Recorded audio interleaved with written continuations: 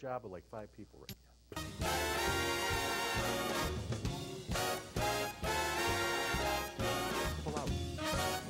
From the west side of Chicago, it's the Greg Struss Show. I'm Scotty Joe Vegas, and buddy, stay tuned for the next 30 minutes as we discuss how great our viewers are and bringing you a meaningful summer of taboo topics. And now, Sister Theopla's bad habit, Gregory Struss. Yeah! And here's the star of the show. Let's go! Thank you. Welcome to... Oh. We're back. We are. Okay. Should have took the first one. Somehow I feel like we've been through this before. Anyway, welcome back to the Greg Struss Show, where you'll always find clean sheets, a comfy bed, and the triple play, courtesy of our friends here at Xfinity Comcast. All right. Greg Struss coming to you almost live here from the mothership. Let's go over here. From the mothership. Focus that camera. From the mothership, out here, thank you, here at Elmhurst, out in Elmhurst, Illinois. Right? Elmhurst, Illinois. I feel rushed tonight. I feel a little, yes. What is he doing over there, by the way? I think he's eating something. Okay. Oh, I'm sorry. Let me go over. Brian always has mints. He's like a good horse trainer. Yeah, I have to tell you, this has been a crazy summer. Crazy, I tell you. Hasn't it? How crazy is it? Well, it's been a crazy summer with the presidential election, okay? That was one thing. Then there was Roger Ailes' firing from the Fox News network, and amid actually sexual abuse. Well, actually sexual harassment. I think there's a difference between sexual harassment and sexual abuse, right? Yes. But there is a certain amount of abuse that's involved in both, I would think, right? I would say human trafficking and saying somebody got nice yams is two different things. Because when there's a fat, disgusting old man preying on you, they usually say, "Get away from me, Greg." No. So yeah, and to cap it off, I left my job as a counselor. Really? Not in San Francisco, but and I think I'm just gonna chill, and I'm gonna do what every other unemployed American does. I'm going to sponge off the government. I think that's what's going to happen, right? Are you getting gum and cheese? Because this is Chicago, after all, home of the free and takers of the freebies. That's what it always is. Crook County. Crook County, Illinois. I'm just kidding, by the way, because it's always important to work. I think working is very important because we can always do better than what the government will give us. Many hands makes light work. I think so. And idle hands are also the work of the devil. That's one of the reasons why Dan Rather probably worked around the clock. That's what my grandmother told me about my hands being idle on a certain unit. Yeah. So anyway, as you know, on this program we talk a lot about recovery. And in 12-step work, okay, when we talk about 12 steps, we talk about happy, joyous, and free. Mm-hmm. In unemployment, it's not happy, joyous, and free bees. There's a big difference. There's a correlation between the two. All right? In 12-step work, actually, are you familiar with 12-step? 12-step, 12 traditions originally came from the Alcoholics Anonymous. Really? All right, so for people that had, and really it's the godfather of all recovery programs. Okay, so it's considered a program because it's a design for living. All right, so we admit powerlessness. We admit that a power greater than ourselves can return us to sanity. We take inventory. And then when we're wrong, we promptly admit it. Okay, so those are very important things as one is getting back on life. And whether or not someone has an addiction or someone has like something else going on in their life, I think that those 12 steps come in handy for the person that has an issue and the person that does not have an issue.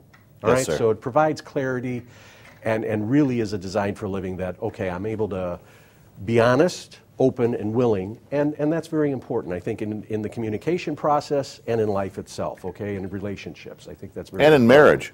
Right.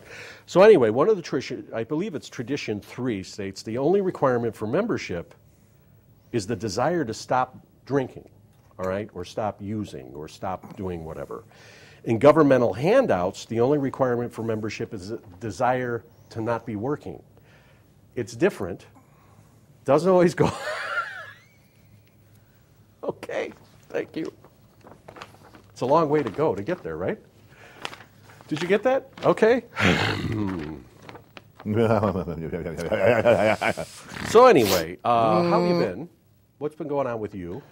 I've been traveling. I went and seen Drake in St. Paul, Minnesota with my little girl and had a wonderful time and saw Future. And I was the oldest guy there. And I went to my 30-year reunion from my high school, TTHS, Thornton and Harvey. And had a great time. Some great, wonderful people. I like this shot right here. This is my welcome to my boudreaux. I like the face shot. Give me the face shot, Bobby. And you know what else I like? Take it. Right, look at the camera. Right. Oh, I'm sorry. And move over a little bit. There you go. You want a date or something? Okay. You like me? You want my number? Did you understand that? Okay. The only desire is to stop drinking. Yes. In governmental handouts, the only desire is to stop working. Are we going to get a facial reaction on this? You. Facial shot? Facial shot? Wide shot. All right, there we go. Okay, I think he's getting the lube out and it's working. Let's not even talk about that because sometimes it can be messy. All right? Indeed. Sometimes you leave the door open and something like sometimes you need a beach towel and a fly swatter. Or 2 comforters. But anyway, tonight we're going to be talking about the... what are we going to be talking about? We're going to be talking about in taboo topics tonight, and I think this is really interesting, when it's acceptable not to give a 2-week notice to an employer. Did you know that? There's reasons when we do not have to give a 2-week notice to an employer. And I think it's interesting because I did a lot of research on this, not because that's something I would do, but... Yes, sir. It's interesting, fascinating stuff, as they say. And we're also going to talk a little bit more about the 12-step, 12-tradition model. I think the model is good because if we were looking at the presidential election right now and they were doing some 12-step work, all right, there'd have to be a certain amount of honesty involved, okay? A certain amount of openness and a certain amount of willingness. Now, what do you think would happen if some of these people were being honest, open, and willing, Hillary? What do you think would happen? The conversation would change, right? It wouldn't be all the blaming, because in addiction, what do people do? Blame. They blame. They never accept responsibility. So, something else comes in. Are some people who are in the public eye addicted to that attention that they get? I would say yes. Okay. I think that's interesting. So, how does 12-step work? How would a 12-step program work for someone like Hillary or, shall we say, Jay Leno? Yes. Okay, because Jay always had to tell jokes at 11:30 to the point of where his relationships with others were affected, and I thought that was kind of interesting. I think he was probably cut off at home. Or he was just too busy with the cars. Anyway, I'm Greg. This is The Greg Show, and we are reinventing community television here from the west side of Chicago. Thank you for joining us, and we'll be back in just a moment.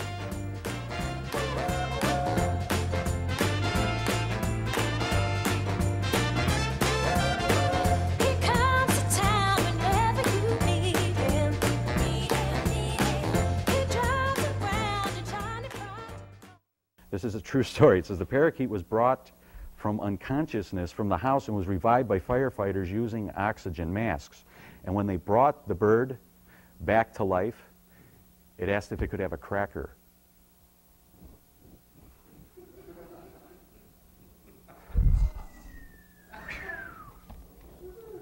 Maybe they wanted a cow pie. Was that what it was?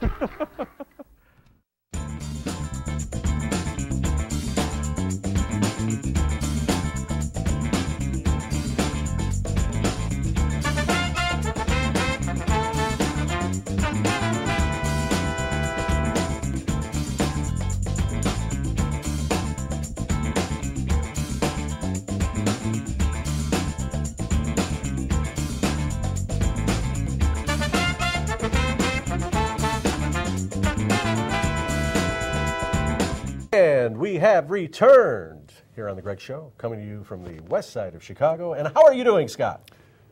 Fantastic. We were having a talk before the show, about a lot of different things, and one was about microphone technique, right? Correct. So one of the things that I was watching, I actually, you start to kind of be a geek when you've been doing this for a while. So you start to look at, what other shows are doing sometimes and how their production values are. So Scott's been complaining for weeks now because some of these shows have not been posted yet. I am only one person, by the way. That's right. And also has been blaming the audio situation on other people and not himself. Sounds like I have an addiction. It all wraps up here. Hello, everybody. Hi. No, you're going to blow them out in the control room. Okay, so a few weeks ago, he's going on and on and on and on and on about, and I'm just kind of exaggerating here because I want to sound like, no. It's not a roast. So anyway, no, the lipstick doesn't come out either. Here's Nostril hair. So anyway, how long have we been doing this? Too long. Okay, so I had a little bit of a. I got to get rid of this "so." By the way, do you know? Yeah, it's like, hey, I know you. I know you. All right. I know you. You know. All right. So okay, we started this a long time ago, and we've learned a lot. Yes. But yet, I still don't understand why you would put a microphone all the way down here, and then say that something's wrong with the miking. All right. I don't know where you got your sources from, but I would say that my microphone is usually right about here, and I just got tired of not being heard. Mm-hmm. How you doing, everybody? Good morning, Elmhurst. No, you're over there. Hi. I think it's going to be one of those quiet type of nights where I'm waiting for you to get it going. Hey, I need to lean on somebody today. Yeah. All right. Lean on me when you're not strong. All right. Take a boner pill. Scott went to our 30th high school reunion. All right. So in Cherville, Indiana. It was held in Cherville, Indiana. Was it over 2 days? It was 2 days. Okay. It was an evening attire, and it was a picnic. Yeah. So got together with some of our peoples from high school. And you'll pick up the story from there. So tell us a little bit about that. I have never been loved so much in all my life, the bosom of high school. I was Fonzie for 45 minutes, and sure wish you could have made it. I really didn't know much. You were my backup date in case Biffy said she couldn't go. But it was fun. Now, we went to Thornton Township High School in Harvey, Illinois, all right? Harvey is really a south suburb, but pretty much the south side, I think. The home of Tom Dreesen and Venus Flytrap. Right, Tim Reed, all right? So they were the first salt and pepper comedy team that came out of Harvey, Illinois, all right? If you drive down 154th Street or 154th Avenue, I think it's street, in Harvey, it's the Honorable Tom Dreesen Way. So every time that Tom Dreesen opened up for Frank Sinatra, he would always talk about Harvey, and people were like, where's that? So Harvey is where Scott and I met. We went to school there, and it was a great experience. With that said... Do you know why Harvey was invented? Why it became a city? Yes. Why? The Mr.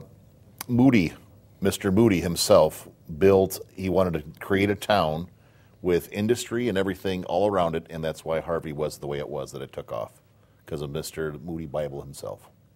Serious. In Harvey. I never heard that. It's okay. As Johnny said, I did not know that. It was an industrial revolution because there were a lot of, Alloyd Sling Chain. There was all those places there. Oh, the railroad was there? Yes, that's why they built an industrial. Yeah. It was everybody had a job in Harvey in the early 60s and 50s and 40s. And for some reason, areas change. So what happened is as Roseland changed, Roseland is like the Roseland-Pullman area, that started to change. It was all white people. Then all of a sudden, black people started moving in, and this was before the civil rights movement, and they would call it block busting. What happened is the federal government started coming in and busting up blocks that just white people couldn't live there. Hispanic people could live there, black people lived there, et cetera, et cetera. Well, what happened? One black person moved in, a family moved in, and all of a sudden white people panicked, and that's where the term white flight came from. So white people, all right, Caucasian people, more so probably out of fear and more out of fear than ignorance, I think. Boogeyman. Felt uncomfortable because there were people that were different than me or you. We were, as children, we were told that, and it's not like that. It was a boogeyman mentality where it's like, you're afraid of. Yeah. My parents were not like that. My parents, I felt, raised us to be, I don't want to say open-minded, but being accepting of all people. And it was different. It was different going from an all-white school to a heavily mixed school. My mom and dad took everybody's money. They didn't care if you're red, green, or an alien. They took your money. And treated you right. So that's why, like today, I think it's really silly when we start to hear about all of these racial tensions and, Black Lives Matter and all of these groups, because I don't think that everybody speaks for everyone, all right? It's only 1% of the population. Right. So you see people that are from various organizations, whether you could say like, what are, it's like saying that just because the Ku Klux Klan consists of white people, that white people are all the same as the Ku Klux Klan. And it's like saying that, all right, Jesse Jackson and Reverend Sharpton, all right, they've preyed on people's fear. I don't think they're representative of the black community, that every black person feels this way. Correct. Okay? So, and the reason I'm talking about this is because as you were talking before the show, you went to our reunion. You said you were the only white person there, pretty much, you and Miffy. And what happened? Everybody was welcoming. It felt like family, right? I'd never been loved so much in all my life. Yeah. And I knew going in that I'd be receptive that way, but that's because I made an effort, as even like when our lunchroom was segregated, where you had blacks on one side and whites, and you always sat over on the other side. I sat on both sides because I liked everybody. And when they invited me over, I went over, and I was at home because those guys, they treated me just like a brother, There are two. You weren't in my lunchroom. We were a different period. Different period. All right, so were you the one that had the huge food fight? Yes. Oh, what was that like? We just missed it. I just missed it. I was so upset about that. I mean, this was huge.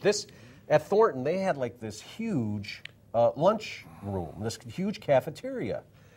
But what they did is they took these tables that had the built-in stools, because back in the 60s, during the race riots, people would actually take the Thornton chairs. had a big history of race riots. Right. Very big history. Yeah. That's why we got a reputation for being such an evil school, is because we had such race riots. But it wasn't, by the time we were there, it wasn't that way, all right, for the most part. No. So, but times were different when we were there, too. I mean, we're going back 30 years ago, but really 30 years ago is not that long I'd say 40 years ago, like my brother, he talks about, but it's water under the bridge now, man. Yeah. So the long and short of it is, we get together, I didn't go because I didn't really know much about it, but you went, people were different than you, and in the end, everybody welcomed each other, and there wasn't any of this BS of, accusing of whatever. Everybody accepted each other. I'm from Dixon, Illinois, that's all I know. That's right. I'm from the Mo. The Mo, as they say. I did take a ride through there. Yeah? Yeah. It's different. It's different. Yeah. It just doesn't seem does it seem the same to you? No. Like, do you ever go back and say, wow, that's where I used to hang out? I look and I go, it's part of getting old. You gotta, it's sad, but what are you gonna do? I have no idea.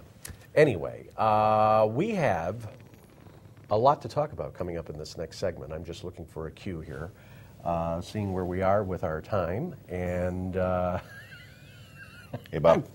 I'm feeling that we're all off. All right. That we're all off a little bit. When we come back, we're going to discuss, a job change. When it's time to leave, and when it's time not to give a 2-week notice. Correct. Very controversial, because in states like Illinois, I hear the music, we'll be with you in a second. One of the things is that this is an at-will state. That means that an employer can terminate me at any moment. all right? Much like you're going to do right now when you hit something either on the computer or on the remote control. But bear with me in just a moment. At will means that they can fire me at any time, but I can also fire the employer at any time as well. And we're going to talk a little bit about that in the next segment. Anything else? Better get to it. All right, and we'll be back in just a moment.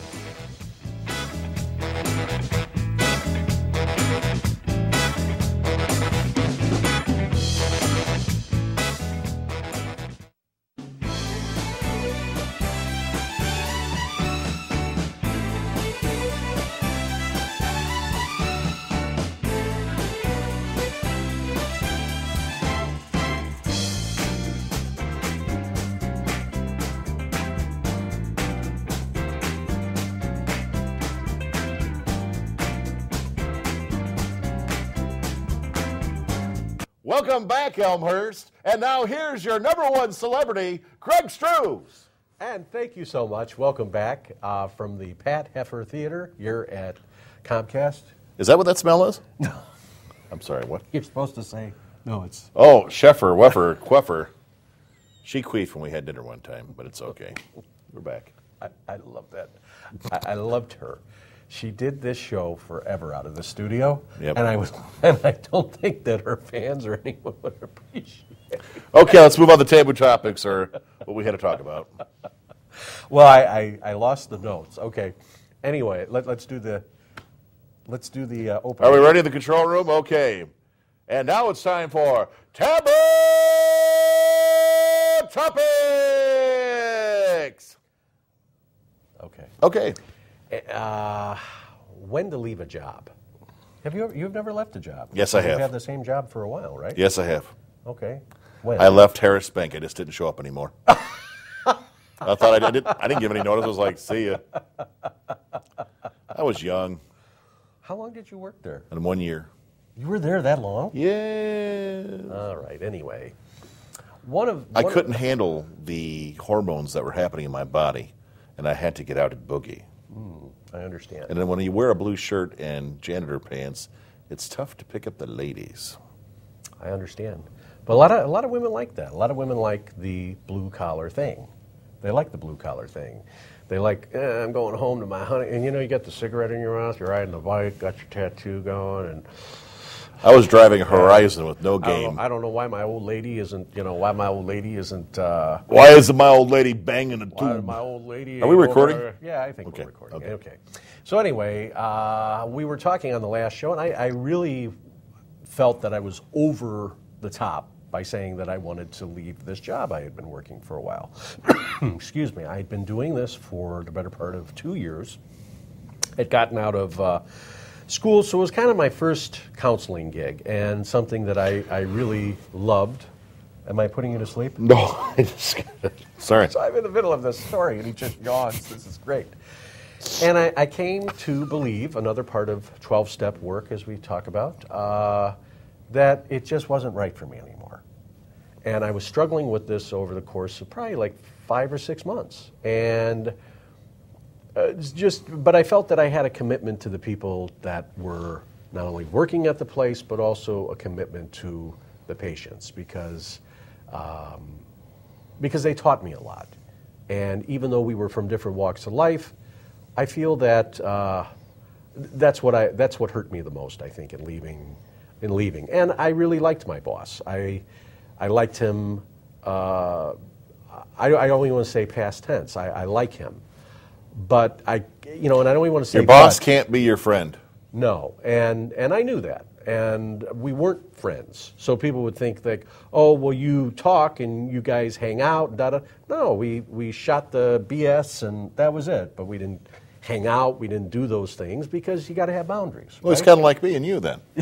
Okay, that's your choice. Hey, easy now. I live 300 miles. That's your choice. So I just came to believe that, you know what, the stress level was getting a little bit much. And then I was thinking, well, am I being weak here?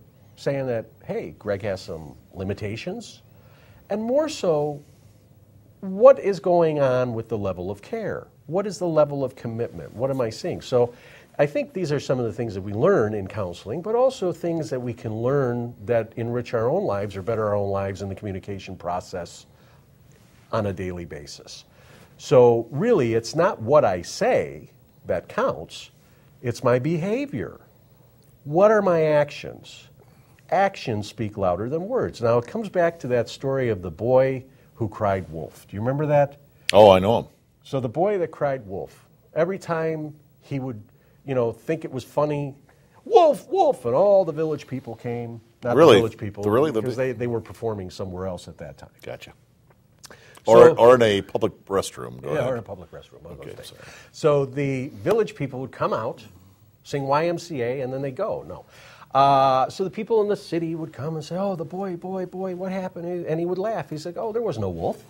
So all of a sudden he did it again. Wolf, wolf, wolf. And mom and dad and all these people come and say, hey, three where's pigs the and wolf? everybody? Yeah, Yep, the gotcha. three pigs. They're like, what's going on here? So about the third time, the boy cries, wolf, wolf, wolf, and nobody came. And who was there but the big bad wolf? With a heart on. Yeah. So little Johnny, if that was his name, got a little smart, and the wolf did him in. Did him right. So when we cry wolf, I'm quitting, I'm leaving, I'm whatever, sooner or later we got to follow through with it. You got to leave. Because we fire those warning shots. Yes. All right? So it came to a point where it was time to make a decision. And Okay. I don't know about decisions for you, but some decisions are very difficult to make. To say, okay, this is not only about income, this is about my mental health, it's about my spiritual well-being, it's about how I'm feeling about my life, me, and my own personal space. Mm-hmm. And when we don't, and Scott's talked a lot about this, about being around safe people, and being, and that importance of feeling safe, and that's something that I've taken into counseling other people, is Henry Cloud having and those safe moments, having a safe environment where we feel that we can share openly And grow. and grow. Yeah. And I wasn't feeling that anymore. So, when don't you have to give a notice? That's what you were saying. I know it's a big buildup. I would say if your boss shows you his junk, it's time to go. I forgot. Hold on a minute. I'm just going to move over here for a second. Whoops. It was like the Dick Van Dyke thing. 1 minute. Better get to it, Shorty. Under normal circumstances, this is from Allison Doyle, I believe. Make sure you're talking your mic. It's from The Balance, okay? It says, under normal circumstances, it is typical to provide 2 weeks' notice to your employer when you quit your job. It could be even longer if you are covered by an employment agreement that stipulates how long you need to stay. That's fair. So employees not covered by an employment contract are employed at will, which means that neither you or your company, if they decide to terminate you, that means fire you, let you go, need to legally provide a notice period prior to terminating employment. So they don't have to say, oh, we're going to fire you in 2 weeks. An employee has been physically abusive. A supervisor has sexually harassed you. The work environment is unsafe, or it is unsafe to carry out your assigned responsibilities. Your mental health is being seriously endangered by job stress. You have not been paid the agreed-upon wage, or wages have been withheld for an unreasonable length of time. You have been asked to do something which is clearly unethical or illegal. Personal and family circumstances are such that you need to leave the job. And then finally, a crisis has happened in your life and there is no way you can continue on the job. So in most cases, it will make sense to contact the Human Resources Department or management officials not directly involved with your grievance to discuss your situation and explore possible remedies or accommodations prior to giving notice. In some cases, it will also make sense to consult a counselor or therapist to help you cope with job stress. All right, what happens if you're the counselor or the therapist? You still have to consult somebody, right? Yeah. All right, we learned a lot today. Do keep in mind that company can't force you to stay. If you quit a job without good cause, you may not be eligible for unemployment benefits, and keep that in mind. But always have, I think this is what's really important, the moral of the story, don't put all your eggs in one basket.